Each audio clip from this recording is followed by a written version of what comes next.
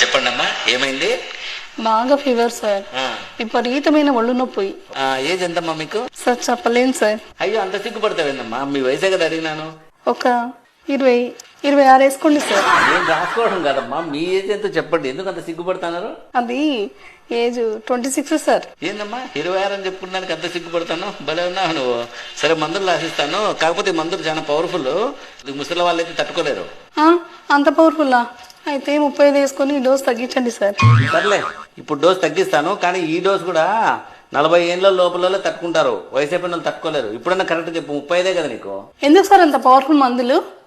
ఏదో 45 వేసుకొని కొద్దిగా డోస్ తగ్గించండి. ఎందుకమ్మా మాటి మాటికి ఏజ్ పెంచుతాను, డోస్ తగ్గిస్తాను?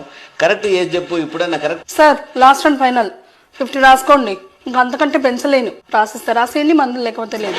ఏందమ్మా 50 ఏళ్ళ 26 అని చెప్పి బేరం మొదలు పెడుతుంది. భలే ఉన్నావు. వయసు రాయకండి.